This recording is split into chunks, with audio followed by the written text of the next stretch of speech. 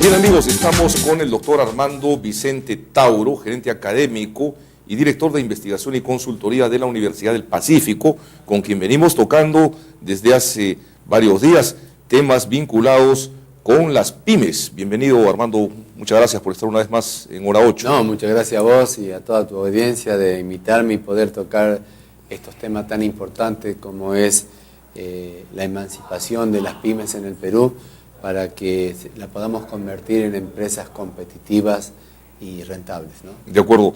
Y justamente el tema de la competitividad fue el tema pendiente que no terminamos de definir y desarrollar en la anterior entrevista, en la que nos pusimos a definir un poco qué eran las pymes y cuál era el rol y cuáles eran sus proyecciones.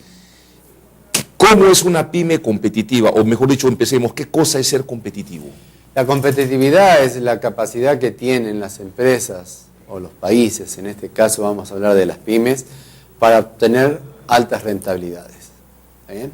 Y para poder lograr esas altas rentabilidades tenemos que trabajar en estas empresas para hacerlas productivas, poder incorporar un proceso de mejora continua en los diseños de los procesos que les permita ser competitiva.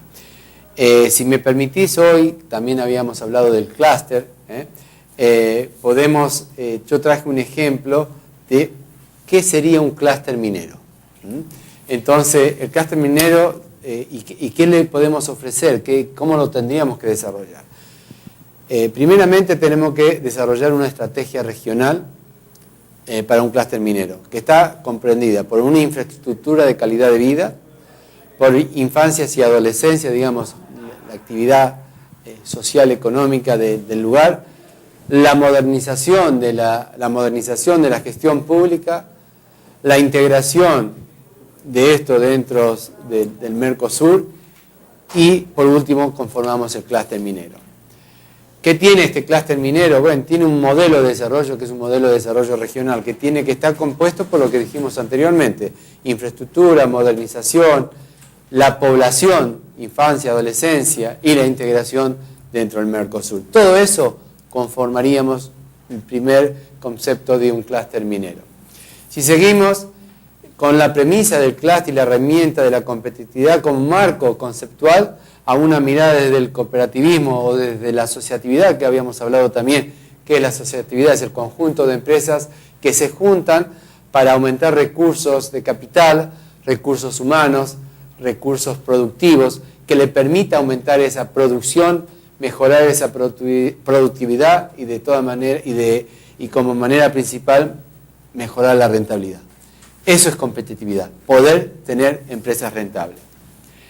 También me preguntaste, si te acuerdas, qué son los clústeres y no llegamos a determinar. Claro que sí. ¿Qué es un clúster? Un clúster está formado por un grupo de empresas e instituciones interconectadas o centro de educación tecnológica, asociatividad, unidad de integración vertical, horizontal, asociaciones de campo, particular y próxima geográficamente a unidades prácticas comunes o complementarias. Es decir, es un conjunto de empresas, tanto en una contextura vertical o horizontal, que está compuesta por diferentes integrantes. Eso es realmente un clúster, una composición de empresa en un lugar geográfico, que le va a permitir, lo que dijimos anteriormente, aumentar recursos humanos, mejoramiento de calidad de vida, aumento de la productividad, el mejoramiento de la eficiencia a través de los rediseños de los procesos, la capacidad de mejorar internamente a estas pequeñas y medianas empresas e integrarlas a un mundo globalizado. No hay forma que podamos internalizar una pyme si no mejoramos la productividad.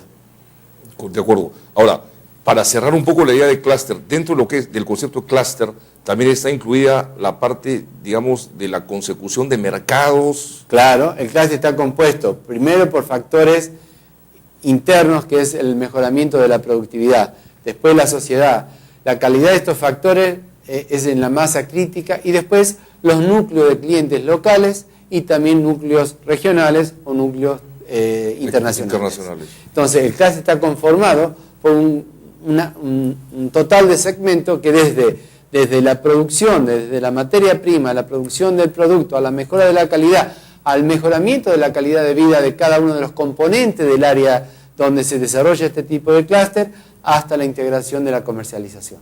Y mencionaste en el anterior programa el caso de un modelo en el Paraguay de una empresa agroindustrial que era, digamos, la consecuencia de una reunión de varias pequeñas empresas, finalmente que hicieron un clúster exitosísimo, ¿no es cierto?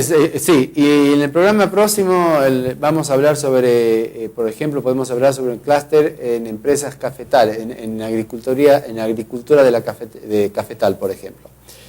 Este ejemplo de Paraguay eran pequeños productores de 1 hectárea, 2 hectáreas, 10 hasta 15 hectáreas de hortalizas, que no tenían ninguna posibilidad de insertarse en el mercado, en la línea de primera línea de mercado, es decir, en los supermercados de primera línea.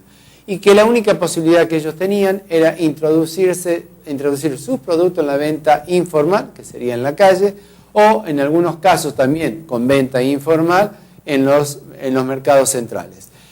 No hay empresa que pueda tener crecimiento con venta informal. No hay empresa que se pueda convertir productiva, exitosa, si no la formalizamos.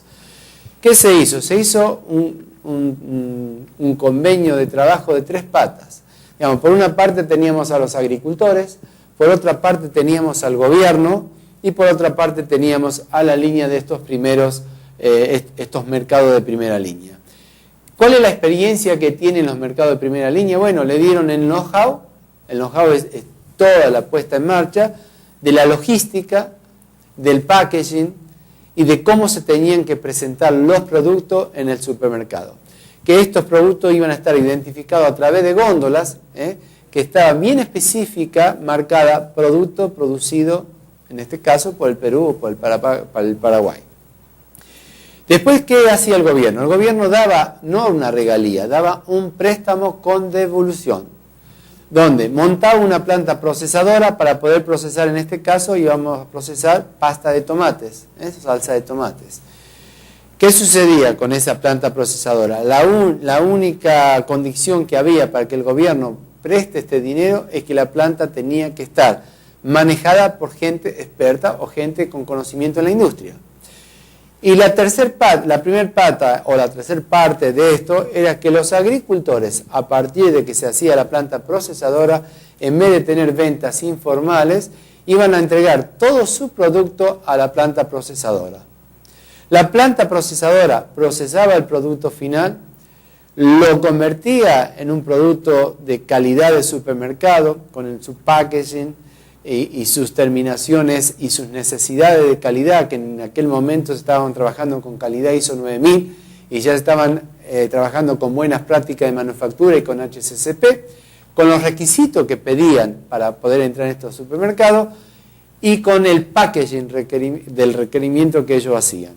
Estos se ocupaban de la logística y de la venta. Lo que se vendía como producto terminado, como proceso terminado, la rentabilidad de eso, el 50% volvía para la devolución del crédito y el otro 50% se le repartía a cada uno de los agricultores. A fin de año, cuando se hacía el balance final y se hacía las cuentas de cómo facturó durante todo el año, si había un sobrante de rentabilidad, también se dividía eso entre una parte volvía para la devolución del préstamo y la otra volvía para los agricultores. Hoy estos agricultores son dueños de una empresa, de la cual ellos no manejan la empresa, siempre está manejada por expertos, pero ellos son los socios dueños de esta empresa. Con relación a los expertos, te iba a preguntar, ellos, ¿qué porcentaje, digamos, del volumen de los ingresos representaban, para tener una idea? No, el costo operativo, digamos, la planta tenía un costo operativo que la mano de obra no superaba nunca el 22-23% del costo de proceso. Después tenía el costo de la materia prima, porque sí a los agricultores se les pagaba la materia prima a punto de equilibrio, no con utilidad, sino a punto de equilibrio, porque ellos no tenían la utilidad sobre la materia prima que generaba. ¿Y cómo se controlaba las ventas informales que de repente algunos agricultores podían hacer? Había mucha honestidad. No sé si honestidad, pero sí había auditorías. Digamos, había auditoría de las cosechas, había auditoría de lo que se sembraba, de las cosechas, había auditoría de cuando se recogía el producto y había auditoría de cuando se entregaba. Entonces había una cantidad de informes por empresas externas a cada una de las entidades, tanto a la parte industrial como a la parte de campo, donde se verificaba lo que se entregaba y lo que se producía. Vamos a unos pequeños cortes, Armando, me hace señas, y regresamos. Estamos con Armando Tauro conversando sobre los clústeres y las pymes.